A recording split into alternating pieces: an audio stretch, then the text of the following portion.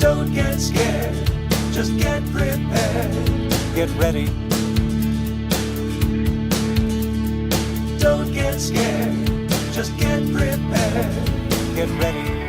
I'll admit, I'm up against, in many cases, a certain denial. I mean, it's human nature not to want to go there. Human nature not to want to think about those kind of things. I mean, most people prefer to be optimists. But sometimes optimism can lead to ill-preparedness. Sometimes optimism can lead to a blind spot. And I mean, I'm an optimist.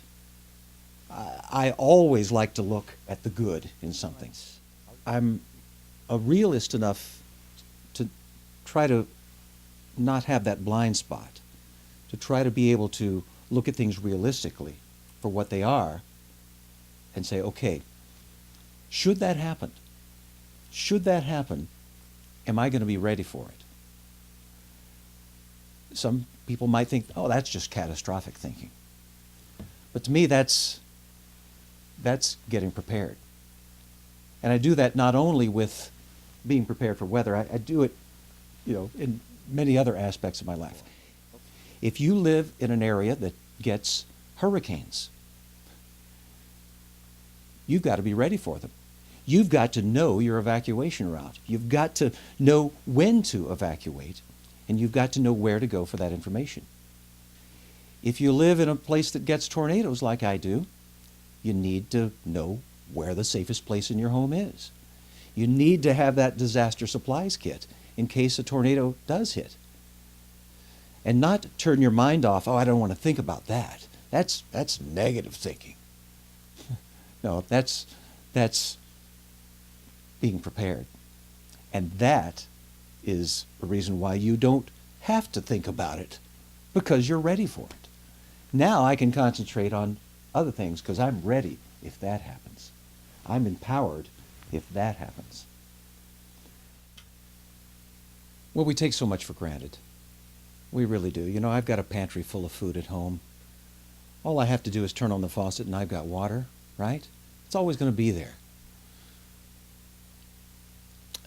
I turn on the light switch, the lights come on. It did yesterday, it did the day before, it'll do it tomorrow. We're so accustomed to assuming all of those things are always going to be there just like they were yesterday. That granted, it's hard to think about that. I mean, what do we always default to? Well, that's never happened to me before. How many times do you hear somebody say that? Never happened before. Never happened to me before. Yeah, it happened to them. Never happened to me. But that doesn't translate into it never will happen. A disaster supplies kit might seem to some people superfluous, unnecessary. I'm just going to have to replace that food. I'm just going to have to, I'm going to have to get in there and eat it and then put more food in, and that's an expense, and, I don't really have the money today. I'll think about that tomorrow. I'm going to do that someday. That's a good idea. I really should do that. And I'll think about that tomorrow, because tomorrow is another day. The old Scarlett O'Hara syndrome, I guess. So it's not surprising that so many people don't have disaster supplies kits. I just go to the cash machine, put my card in, get some money out. I can do that every week.